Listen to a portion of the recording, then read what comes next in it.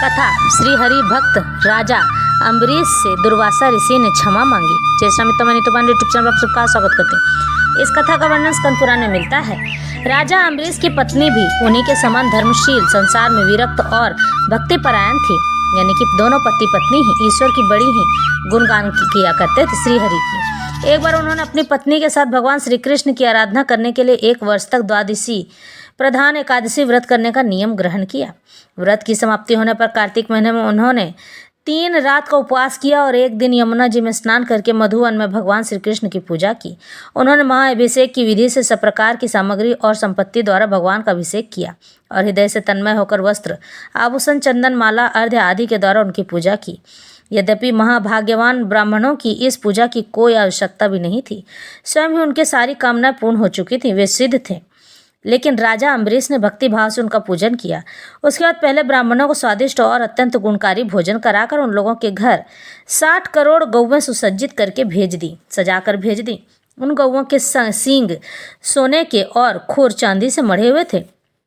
सुंदर सुंदर वस्त्र उन्हें ओढ़ा दिए गए थे। वे गौवें बड़ी सुशील, छोटी अवस्था की और देखने में सुंदर बछड़े वाली और खूब दूध देने वाली थीं।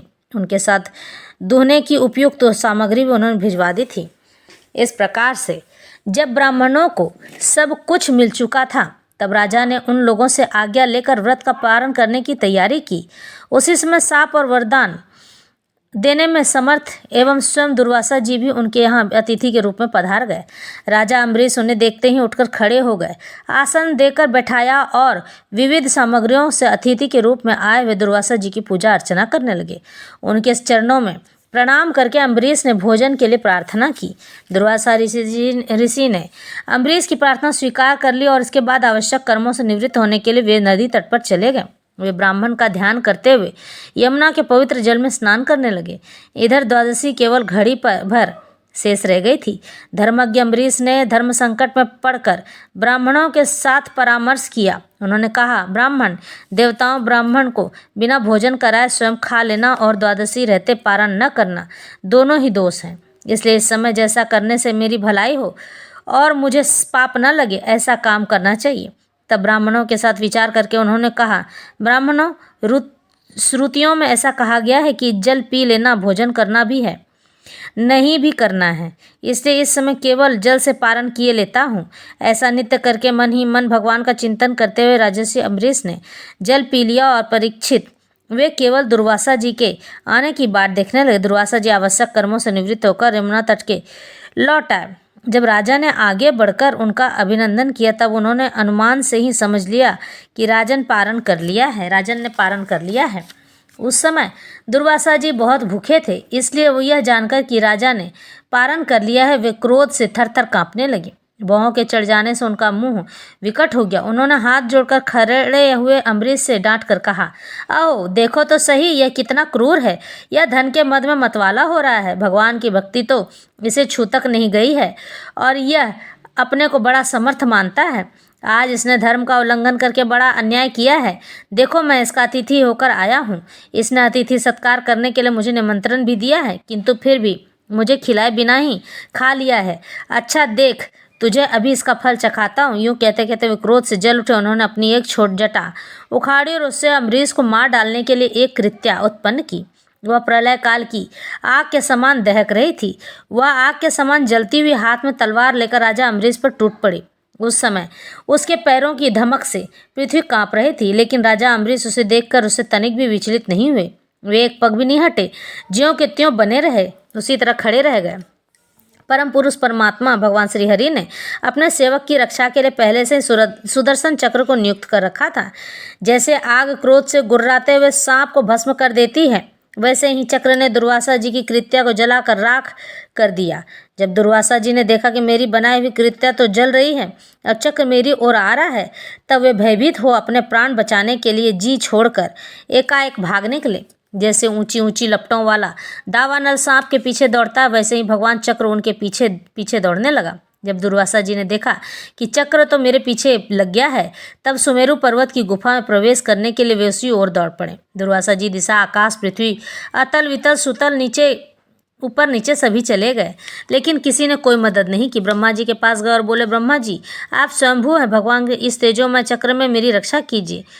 तो ब्रह्मा जी ने कहा कि हे पार्थ, मैं तुम्हारी रक्षा नहीं कर सकता हूँ, क्योंकि यह चक्र भगवान विष्णु की आज्ञा से चलता है और यह क्षमा उनसे ही मांगनी पड़ेगी। तब भागते भागते दुर्वासा ऋषि महादेव जी के पास पहुँचे। भगवान शिव से कहते हैं कि हे भगवान भोलेनाथ, मेरी रक्षा कीजिए प्रभु। भगवान भोलेनाथ ने कहा कि यह सुदर्शन चक्र से रक्षा मैं भी नहीं कर सकता हूँ, क्योंकि यह केवल आज्ञा भगवान विष्णु की मानता है।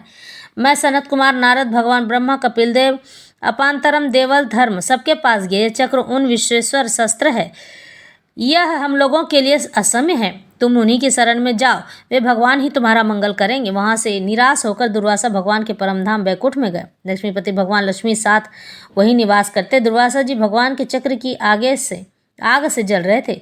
वे कांपते हुए भगवान के चरणों में गिर पड़े। तो भगवान से कहा, आपका परम प्रभाव न जानने के कारण ही मैंने आपके प्यारे भक्त पर अपराध किया है। हे प्रभु, आप मुझे उससे बचाइए। आपके तो नाम का ही उच्चारण करने से नार की जीव भी मुक्त हो जाता है। भगवान कहते हैं, हे दुर्वासा, मैं सर्वथा भक्तों के अधीन हूँ, मुझे तनिक भी स्वतंत्रता नहीं है। मेरे सीधे साधे सरल भक्तों ने मेरे हृदय को अपने हाथ में कर रखा है। भक्तजन मुझसे प्यार करते हैं और मैं उनसे। हे ब्राह्मण, अपने भक्तों का एकमात्र आश्रय मैं ही हूँ, इसलिए अपने साधु स्वभाव भक्तों को छोड़कर मैं न तो अपने आप को चाहता हूँ और न अपनी अर्धांगिनी विनाश रहित लक्ष्मी को। जो भक्त स्त्री, पुत्र, गृह, गुरुजन, प्राण, धन, इस लोक और परलोक सबको छोड़कर केवल मेरी शरण में आ जाते हैं, उन्हें छोड़ने का संकल्प भी मैं कैसे कर सकता हूँ। जैसे सती स्त्री अपने पतिव्रत से सदाचारी पति को भी वश में कर लेती है, वैसे ही मेरे साथ अपने हृदय को प्रेम बंधन में बांध लेते हैं। समदर्शी साधु भक्तों के द्वारा मुझे अपने वश में कर लेते हैं। मेरे अनन्य प्रेमी भक्त सेवा से ही अपने परिपूर्ण कृत्य मानते हैं। दुर्वासा जी, मैं आपसे और क्या कहूँ। मेरे प्रेमी भक्त तो मेरे हृदय में हैं। उन प्रेमी भक्तों का हृदय स्वयं मैं हूँ। वे मेरे अतिरिक्त और कुछ नहीं जानते हैं तथा मैं उनके अतिरिक्त और कुछ भी नहीं जानता हूँ। हे दुर्वासा जी, सुनिए, मैं आपको एक उपाय बताता हूँ, जिसका अनिष्ट करने से आपको इस विपत्ति में पड़ना पड़ा है। आप उसी के पास जाइए। निरपराध साधुओं के अनिष्ट को चेष्टा से अनिष्ट करने वाले का ही अमंगल होता है। इसमें संदेह नहीं है कि ब्राह्मणों के लिए तपस्या और विद्या परम कल्याण के साधन है, परंतु यदि ब्राह्मण उदंड और अन्यायी हो जाए तो वे ही दोनों उल्टा फल देने लगते हैं। यानी कि ब्राह्मण को सदैव अपने गुस्से पर काबू रखना चाहिए। यह बात भगवान श्री हरिस्वम कहते हैं। दुर्वासा जी, आपका कल्याण हो। आप नाभाग नंदन परम भाग्यशाली राजा अम्बरीश के पास जाइए और उनसे क्षमा मांगिए, तब आपको शांति मिलेगी। इस प्रकार से परीक्षित, जब भगवान ने इस प्रकार आज्ञा दी, तब सुदर्शन चक्र ज्वाला से जलते हुए दुर्वासा के पास जाकर अम्बरीश के पास आए और उन्होंने अत्यंत दुखी होकर राजा के पैर पकड़ लिए। दुर्वासा जी को यह चेष्टा देखकर और उनके चरण पकड़ने से लज्जित होकर राजा अम्बरीश भगवान के चक्र की स्तुति करने लगे। उस समय उनका हृदय दयावश अत्यंत पीड़ित हो रहा था, दुखी से भर रहा था। हे प्रभु सुदर्शन, आप अग्नि स्वरूप हैं, आप ही परम समर्थ सूर्य हैं, समस्त नक्षत्र मंडल के अधिपति चंद्रमा भी हैं। आपके स्वरूप हैं जल, पृथ्वी, आकाश, वायु, पंचतंत्र मात्रा और संपूर्ण इंद्रियों के रूप में भी आप ही हैं। भगवान के प्यारे हजार दांत वाले चक्रदेव हैं। मैं आपको नमस्कार करता हूँ। आप ही धर्म हैं, मधुर एवं सत्यवानी हैं। सुनाब, आप समस्त धर्मों की मर्यादा के रक्षक हैं। अधर्म का आचरण करने वाले असुरों को भस्म करने के लिए आप साक्षात अग्नि हैं, वेदवाणी के अधीश्वर हैं। इस प्रकार से यदि मैंने समस्त प्राणियों की आत्मा के रूप में उन्हें देखा हो और मुझ पर प्रसन्न है, तो दुर्वासा जी के हृदय की सारी जलन मिट जाए। सुखदेव जी ने कहा, जब राजा अम्बरीश ने दुर्वासा जी को सब ओर से जलने वाले भगवान के सुदर्शन चक्र की इस प्रकार स्तुति की, तब उनकी प्रार्थना से चक्र शांत हो गया। जब दुर्वासा चक्र की आग से मुक्त होगा और उनका चित्त स्वस्थ हो गया, तब वे राजा अम्बरीश को अनेकानेक उत्तम आशीर्वाद देते हुए उनकी प्रशंसा करने लगे। दुर्वासा जी ने कहा, धन्य है, आज मैंने भगवान के प्रेमी भक्तों का महत्व देखा। हे राजन, मैंने आपका अपराध किया है, फिर भी आप मेरे लिए मंगल कामना ही कर रहे हैं। तब जिन्होंने भक्तवत्सल भगवान श्री हरि के चरण कमलों को दृढ़ प्रेम भाव से पकड़ लिया है, उन साधु पुरुषों के लिए कौन सा कार्य कठिन है। जिनका हृदय उदार है, वे महात्मा भला की वस्तु का परित्याग नहीं कर सकते हैं। जिनके मंगलमय कर नामों के श्रवण मात्र से जीव निर्मल हो जाता है, उन्हीं तीर्थपाद भगवत समूह चरण कमलों के जो दास हैं, उनके लिए कौन सा कर्तव्य शेष रह जाता है। महाराज अम्बरीश, आपका हृदय करुणा भाव से परिपूर्ण है। इस तरह से राजा अम्बरीश बड़े आदर से अतिथि के योग्य सब प्रकार की भोजन सामग्री ले आए। दुर्वासा जी भोजन करके तृप्त हो गए।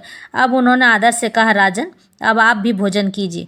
अम्बरीश, आप भगवान के परम प्रेमी भक्त हैं। आपके दर्शन, स्पर्श, बातचीत और मन को भगवान की ओर प्रवृत्त करने वाले आतिथ्य से मैं अत्यंत प्रसन्न और अनुग्रहित हुआ हूँ। स्वर्ग की देवांगनाएं बार बार आपके इस उज्ज्वल चरित्र का गान करेंगी। यह पृथ्वी भी आपको परम पुण्यमय कीर्ति का संकीर्तन करती हुई नजर आएगी। दुर्वासा जी ने बहुत ही संतुष्ट होकर राजा अम्बरीश के गुणों की प्रशंसा की और उसके बाद उनसे अनुमति लेकर आकाश मार्ग से उस ब्रह्मलोक की यात्रा की जो केवल निष्काम कर्म से प्राप्त होता है, निकल गए। दर्शन की आकांक्षा से केवल जल पीकर ही रहे थे। जब दुर्वासा जी चले गए तब उनके भोजन से बचे हुए अत्यंत पवित्र अन्न का उन्होंने भोजन किया। उनके कारण दुर्वासा जी का दुख में पड़ना और फिर अपनी ही प्रार्थना से उनका छूटना, इन दोनों बातों को उन्होंने अपने द्वारा होने पर भी भगवान की ही महिमा समझा। इस तरह से राजा अम्बरीश ने ईश्वर की भक्ति को उजागर किया और अपनी भक्ति को भी दर्शाया। राजा